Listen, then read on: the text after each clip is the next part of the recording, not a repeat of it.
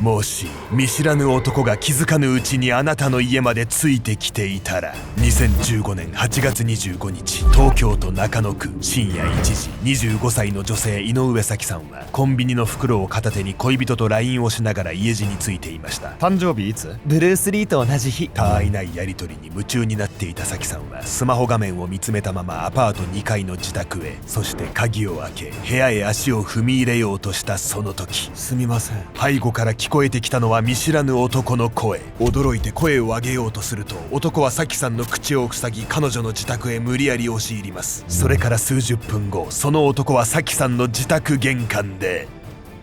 動かなくなった彼女の胸を舐め回していました。見知らぬ男に尾行され、帰宅と同時に殺されてしまった女性。なぜ彼女は一切面識のない男に殺されなければならなかったのか。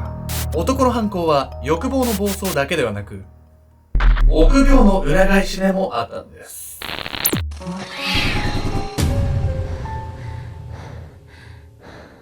おさすけんちゃんです。やみやみこれ先週ね ICL 手術終わってきまして、今日ね初めての撮影なんですけど、はいまあ分かる方は分かると思うんですが、白目のとこが赤くてちょっと充血してるんですけど、まああと 1,2 週間ぐらいでなくなるかなってところで、ただ結果としては右目なんと 2.0、 2.0 左 1.5 になりました。差があるのね、そそう、こね。1.5 と 2.0、うんまあ差はあるのは普通らしいんですけど、うんマックス大体 1.5 らしいんですけど、2.0 2.0 になったんで1個はね、だからめちゃくちゃ大成功らしくて、すごい。マジで快適です。マジで快適。あのね、すごい。なんか今まで寝る前にうんコンタクト外す感じがまだ残っちゃって、はいはいはい。こんなに視力いいわけないから、ああ、違和感があるのね。なんか取ろうとしちゃうのよ。危ねえ危ねえみたいな。体が覚えてるのね。そうそうそう。で、起きた瞬間から世界がクリアなんですよ。これね、マジで感動。あ、感動する。本当に、なんか買い物で言うとドラム式洗濯機ぶりの感動してる。はいはい。ね、そんな目が良くなって隣に美人でもいたらもうあんたの人生最高にハッピーじゃない？本当ですよ。本当ですよね。はい、なので、本当ですよね。やみこさんも美しいんですけど、より高みを目指し僕もね、男としてね、ちょっとね、磨いて、行くとこまで行ってやりますよ。どういう話になったのそれ。今回は東京で起きた25歳の女性に対する殺人事件についてご紹介します。彼女は見ず知らずの男に殺害されるんですが、異常なことに犯人は亡くなったその女性の遺体を舐め回していたんです。ちょっとキモすぎて、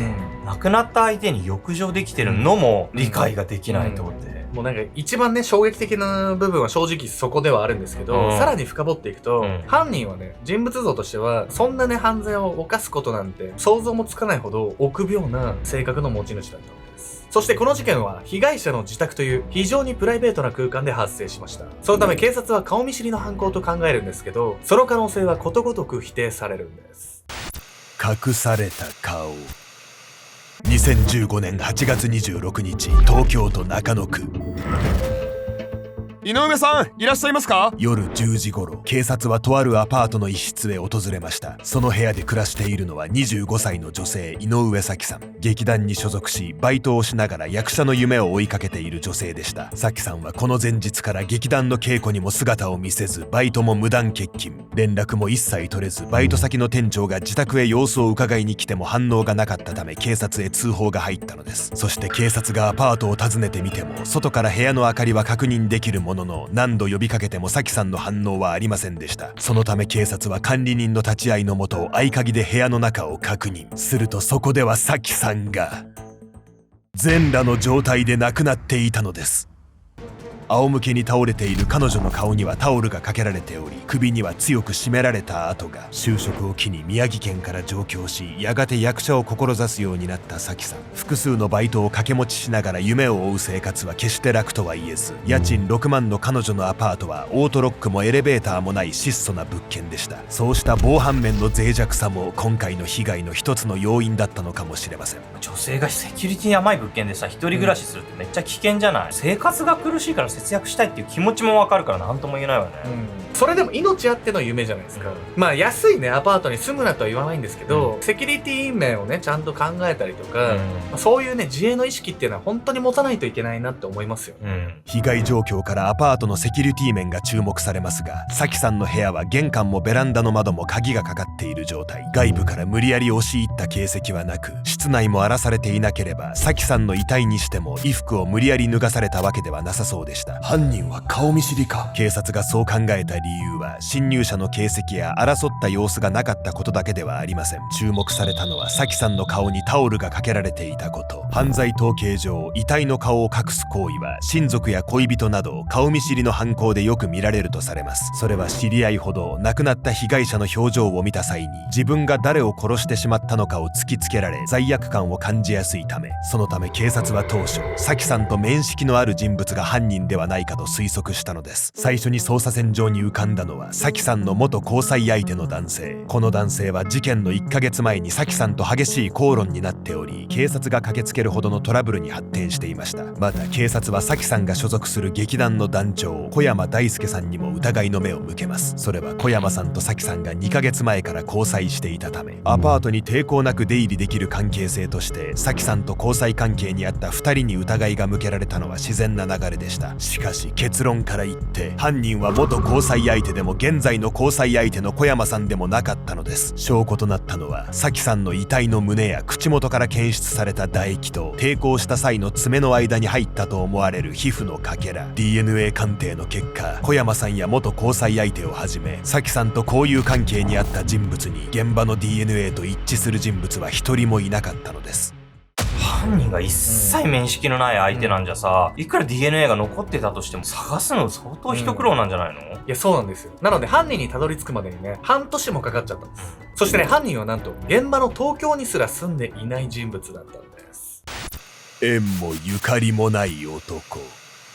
顔見知りの犯行という線が消え、警察は捜査方針を大きく転換。現場の周辺住民など1500人規模に及ぶ DNA 採取が行われることに。そして事件から半年後の2016年2月、ついに遺体に残されていた DNA と完全に一致する人物が発見されます。意外なことにその人物は現場の東京から遠く離れた福島県在住の37歳の男、戸倉貴弘というその男は当時は現場のアパートの近くで暮らしていましたが、事件後すぐに実家へ戻っていたのです。警察が事情聴取をすると、戸倉はサキさんと面識もなければ殺してもいないと否定しますが、逮捕が決まると一転して殺人を認めました。逮捕の一報を受け、サキさんの恋人の小山さんは東京拘置所にいる戸倉とアポなしで面会。アクリル板越しに戸倉と対面し、小山さんは言いました。俺のことわかる？知ってることは全部話したのか？戸倉をまっすぐに睨みつけ回答を待つ小山さん。しかし面会を中止してください。戸倉は小山さんから頑なに視線をそらし、やがて逃げるように席を立つと刑務官にそう告げました。事件以来犯人をどうしても許せず、自身も容疑をかけられながらも現場周辺で毎晩のように独自調査をしていた小山さん。そんな彼の思いを無下にするかのように、戸倉との対話はわずか6分で終わってしまったのです。単に近所に暮らしていただけで縁もゆかりもないサキさんを殺害した挙句何も語ろうとしない戸倉。彼の犯行動機はその人物像から少しずつ見えてくるのです。時は事件の2ヶ月前まで遡り、2015年6月、犯人の戸倉は2年働いた職場を退職しました。年下の彼女と結婚することになってさ、彼女の実家の飲食店を手伝うんだ。退職の際、戸倉は同僚にそう語ったと言いますが、実はその言葉は自身のプライドを守るための嘘。戸倉は30代半ばまで定職に就けず、やっとの思いで就いた不動産営業の仕事でも思ったように成果を上げられませんでした。もともと口下手だったためか営業には向いておらず、上司からは叱責される日々。挙句は交際相手とも破局。次の仕事も決まっておらず、故郷の福島県へ逃げ帰るかのように退職を選んだのです。そして同僚に嘘をついたプライドの高さの原因はおそらく戸倉の生い立ちにあります。福島県で生まれ育った戸倉は裕福な会計事務所の家系出身で、自身も高校2年生までは公認会計士を目指していました。しかし高校時代に資格試験に落ちてしまい、自暴自棄になった戸倉は学校で不祥事を起こし、決まっていた大学の合格も取り消しに。そこから逃げるように上京したものの、うだつが上がらなかった戸倉はとにかく自身の惨めな姿を見抜かれることを恐れていたのです。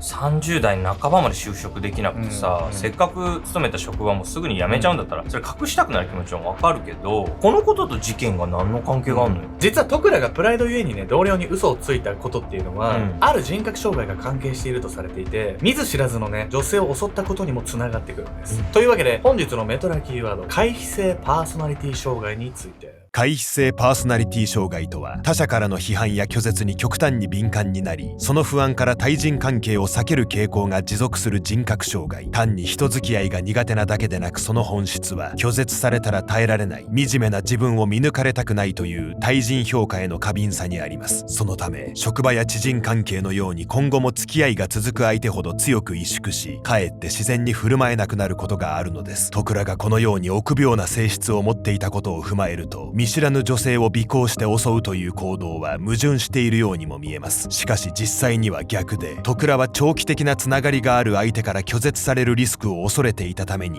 面識のないサキさんを狙ったと考えられるのです。社会的なつながりも責任も発生しにくい偶然出会っただけの女性であれば、自分のプライドを傷つけられることもない。トクラの犯行にはそんな歪んだ心理が潜んでいた可能性があります。他人から否定的な評価をされることを極度に恐れていたトクラ。彼にとって面識のないサキさんっていうのは都合のいいターゲットだったわけなんですが、事件当日2人はどのように接触したんでしょうか。臆病者の強行。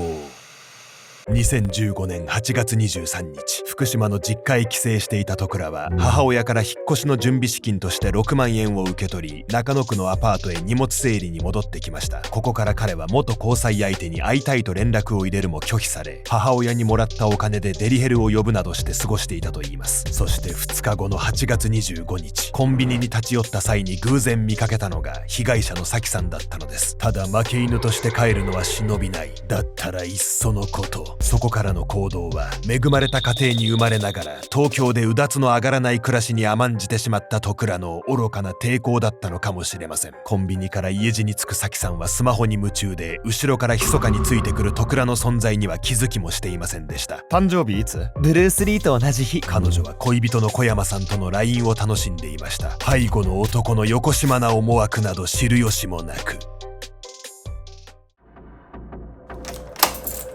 深夜1時過ぎ、自宅アパートへたどり着いたサキさんは、恋人からの返信を今か今かと待ちながら玄関の鍵を回した。そして彼女がドアを開け、部屋に足を踏み入れようとしたその時、すみません。すぐ耳元で男の声が聞こえ、サキさんは小さく悲鳴を上げた。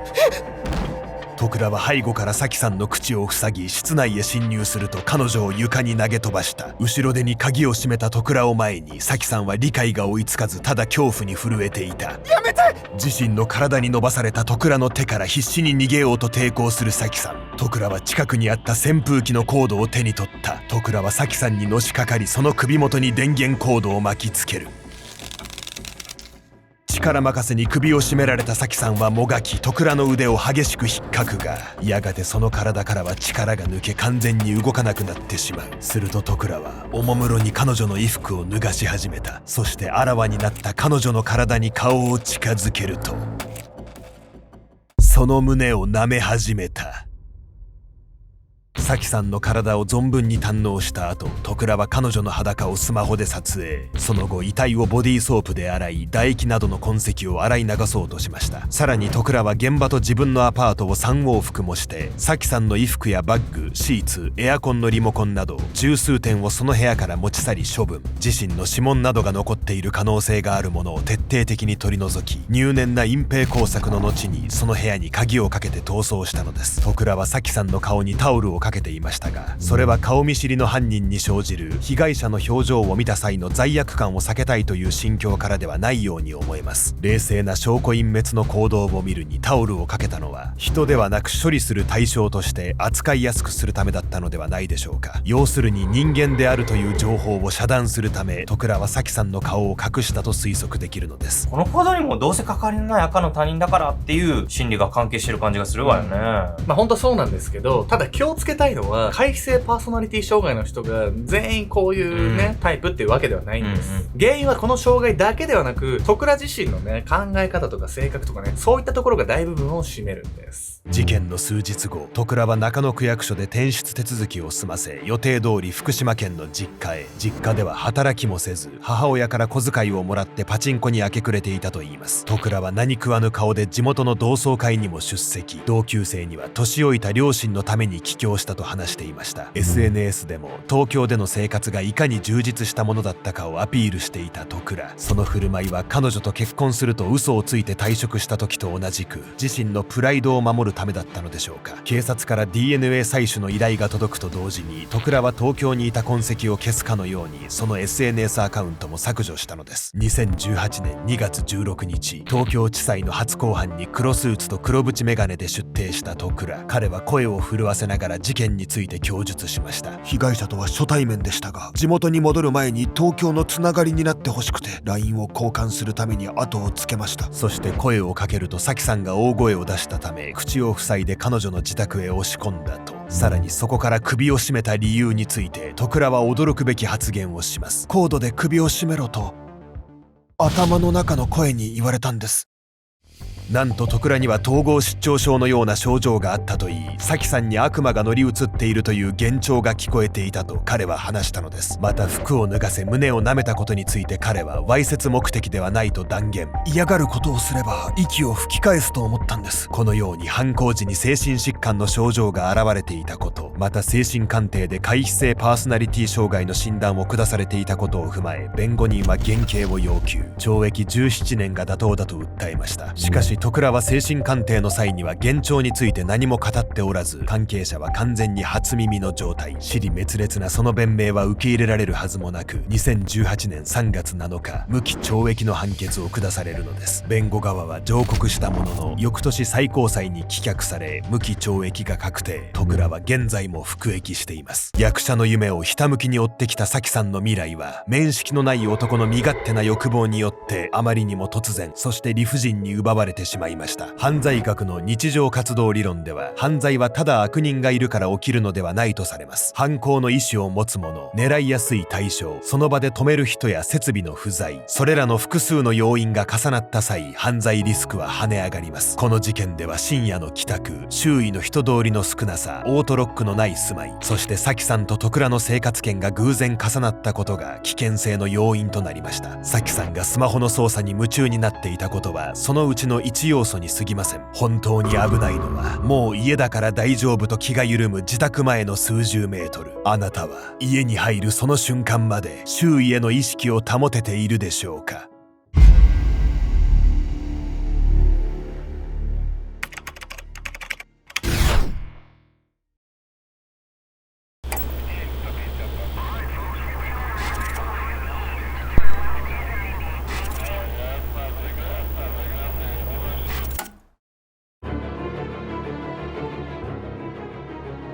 この映像はある女性インフルエンサーが自ら撮影配信したものです。きっかけは彼女が自宅に帰宅したことでした。2025年5月19日ブラジルサンパウロ市。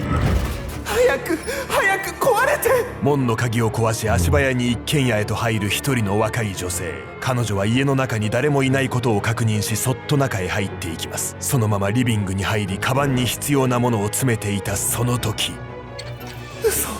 まさかあの男が。間もなく家の中へ入ってくる大柄な人間の気配。ルナはソファーの陰に隠れその気配が通り過ぎるのを待ちます。その人物はルナに気づくことなくキッチンへ向かいました。危なかった、今のうちに外へ。女性はキッチンに背を向けカバンとスマホを手にしたまま一歩踏み出します。しかしその時にはすでに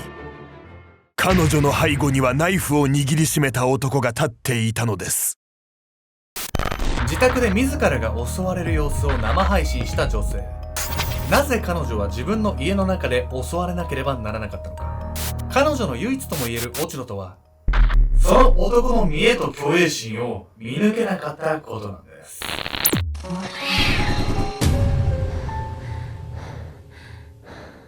この動画の続きはオンラインサロン秘密結社アルゴメトリーでご視聴ください。